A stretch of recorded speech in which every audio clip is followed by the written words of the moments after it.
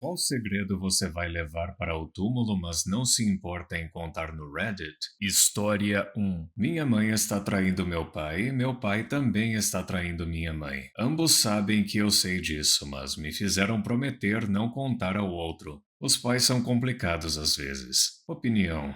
Eles provavelmente estão ficando juntos apenas pelas crianças, como muitos casais fazem. História 2. Que meu pai pagou para a minha mãe $1.500 pela custódia total da minha irmã mais nova. Isso não só seria um golpe enorme para minha irmã, mas meu pai se casou novamente muito rápido. E sua nova esposa é a própria definição de uma madrasta má. Se minha irmã soubesse que nossa mãe a entregou por uma quantia tão pequena de dinheiro e que a consequência fosse mais de 5 anos de maus tratos, ela seria destruída. Opinião. Pelo menos mostrou que seu pai queria sua irmã. História 3. Então meu avô ajudou a fazer um dos troféus da World Series naquela época. Ele nunca recebeu nenhum crédito, mas temos fotos e peças do seu protótipo. Quando eu era adolescente, adicionei o que eu sabia à Wikipédia. Embora eu acredite que a página não esteja mais disponível, mas a história engraçada é que acabei sendo citado em jornais em todo o país. Alguns anos depois, recebi uma ligação da minha mãe que estava quase chorando de alegria.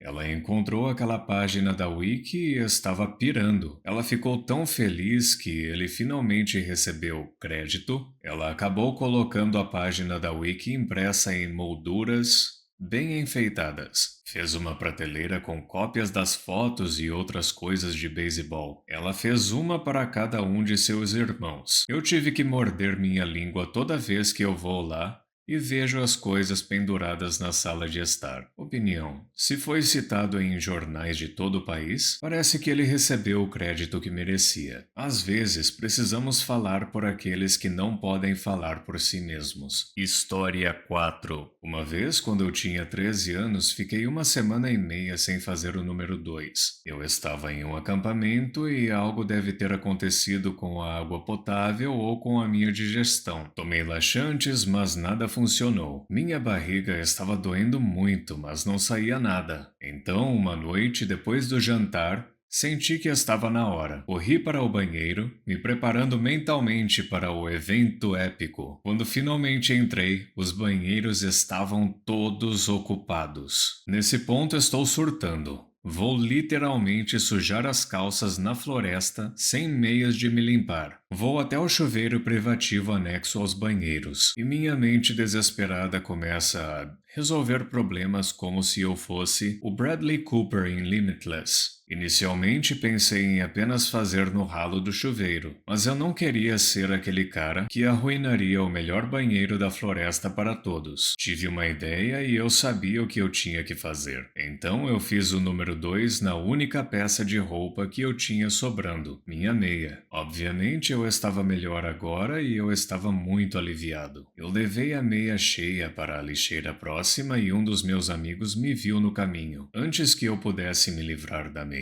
ele começou uma conversa e começou a fazer perguntas sobre o que eu estava fazendo lá. Internamente eu estava em pânico. A melhor desculpa que eu poderia dar foi que eu encontrei uma meia no chuveiro, cheia de lama. Então eu pensei que era melhor jogar ela fora. Meu amigo diz que cara legal que eu era por fazer isso. Eu jogo a meia na lixeira e meus problemas finalmente acabaram. Lama em uma meia é uma história ridícula, mas não havia absolutamente nenhuma maneira de ele ter adivinhado que a situação real era muito mais bizarra. Eu nunca contei a ninguém sobre isso até agora. E nunca mais contarei. Opinião. Eu fingiria que não percebi o que realmente tinha dentro da meia e nem questionaria a desculpa que você deu. Afinal, acidentes acontecem. História 5. Quando eu era uma pré-adolescente estranha, meus irmãos e eu passávamos muito tempo na casa dos meus avós. Fomos criados pelos nossos avós desde pequenos, e mesmo depois que meu pai se casou novamente, ele e minha madrasta trabalhavam no turno da noite. Então passávamos a noite na casa dos meus avós enquanto meus pais estavam no trabalho. Um dia, Minha avó me informou que era o aniversário do meu avô e sugeriu que eu lhe desejasse um feliz aniversário. Ele estava lá embaixo na sala de estar, sentado no sofá.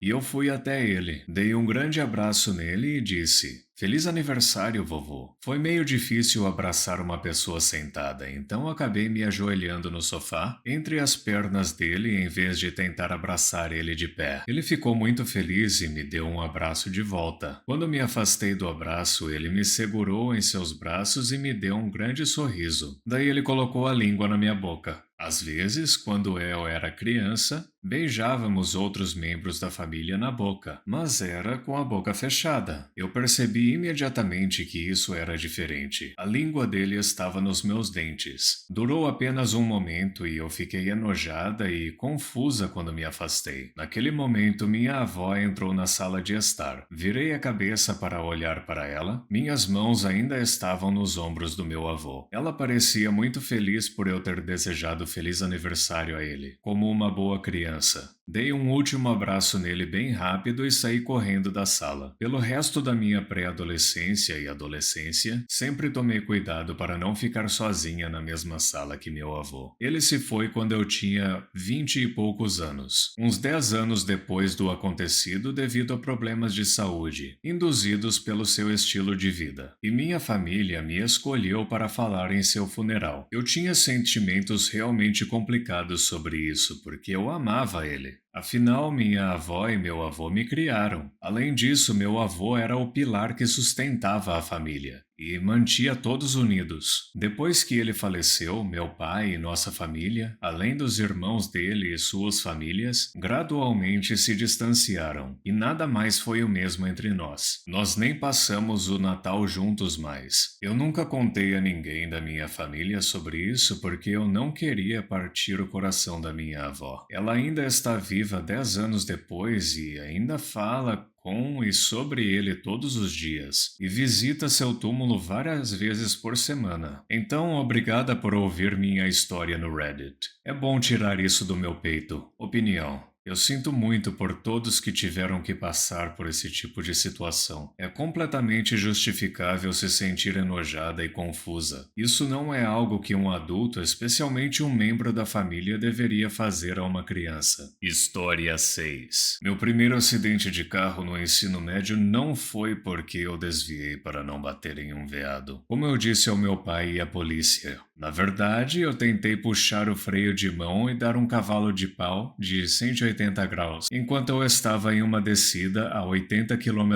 por hora. Se eu tivesse saído do outro lado da estrada, teria descido uma colina de 15 metros e caído no rio. Essa foi a última vez que tentei algo parecido. Aconteceu de haver pegadas de veado na lama perto da vala onde eu acabei de cair. Eu evitei uma multa e meu pai pagou para consertar meu carro. Eu nunca contei a verdade a ele nos mais de 15 anos desde então. Opinião. Seu pai está feliz que você esteja seguro. Aposto que ele fez algumas coisas imprudentes na época dele também. Você deveria contar para ele essa história. Tenho certeza de que ele acharia engraçado. Ou talvez ele já saiba. Os pais conseguem sentir o cheiro de uma mentira a quilômetros de distância. História 7. Concordei em ir num primeiro encontro com alguém para fazer ele parar de chorar. 6 anos depois, estamos felizes e noivos e indo muito bem. Não sei o quão bem ele se lembra disso, mas não vou tocar no assunto. Edição. Não que isso importe muito, mas eu sou homem. Risos. Opinião. Ah, ele definitivamente se lembra. História 8. Meu pai traiu minha mãe e convidou a pessoa para ir na nossa casa quando eu tinha 9 anos. Ela era uma mulher extremamente acima do peso e meu pai também é bem acima do peso. Meus pais estavam brigando, mas tentando resolver as coisas. Eles dormiam em quartos separados naquele momento. Mais cedo naquele dia eu tinha pulado na cama dele e quebrado a tábua que sustentava a estrutura da cama. Eu não tinha permissão para fazer isso e sempre me metia em problemas por esse motivo. Minha mãe desconfiou que meu pai teve visita porque ela fumou um cigarro na minha casa e deixou o cheiro. Ela perguntou se eu pulei na cama. Eu disse que não, porque eu fiquei com medo de ficar de castigo. Fiquei surpreso por ela não ter insistido, tentando provar que era minha culpa. Anos depois, lembrei porque ela perguntou e percebi que minha mentira basicamente incriminou meu pai. Tenho certeza de que ele fez coisa errada mesmo, mas foi por minha causa que ele foi expulso de casa. Opinião. Parece novela mexicana. História 9. Quando adolescente, tive uma doença grave várias vezes e quase desvivi várias vezes também. Em um ponto, passei várias semanas em tratamento intensivo e sobrevivi, apesar de nenhum médico pensar que eu poderia sobreviver. Mais de 20 anos depois, todos que conheço ainda comentam sobre como sobrevivi puramente pela minha vontade de viver. Na verdade, passei cada momento naquela cama de hospital em agonia absoluta, querendo desesperadamente desviver para acabar com o meu sofrimento. Edição: obrigado às pessoas gentis pelos meus primeiros prêmios no Reddit e por todas as palavras gentis. Estou saudável hoje em dia e indo bem. Opinião: que bom que você está bem agora. E eu entendo que você não queira decepcionar eles, mas você deveria seriamente dizer a eles para pararem de falar isso. Esse não é um comentário que alguém deveria ter que ouvir, especialmente considerando o quão diferente a realidade era. História 10. Isso é algo que eu deveria ter dito ao meu melhor amigo, mas não tenho coragem de dizer isso a ele. Uma hora antes de sua namorada desviver em um acidente de carro, eu a vi no meu trabalho se agarrando com o capitão do time de atletismo, seu primo. Já faz 8 anos. Mas não posso fazer isso com ele, porque eu sei que ele ia pedir ela em casamento naquele dia. Opinião: honestamente, eu guardaria isso para mim. Não há necessidade de aumentar a dor dele ou prejudicar sua amizade. Quanto ao primo, eu teria confrontado ele, para garantir que ele ficasse de boca fechada e para que ele soubesse que você está ciente da coisa imperdoável que ele fez. Ele não merece ter a consciência limpa. História 11. Eu trabalhava no aeroporto e consegui descontos muito baratos para amigos e familiares. Minha mãe ia viajar com uma amiga para Key West e elas iam dirigir, já que voar era muito caro. Eu a convenci a me deixar cuidar dos arranjos do voo e elas economizariam muito. O preço de um voo normal era mais de $500 e com o desconto ficou algo como $250 para as duas juntas. Bem,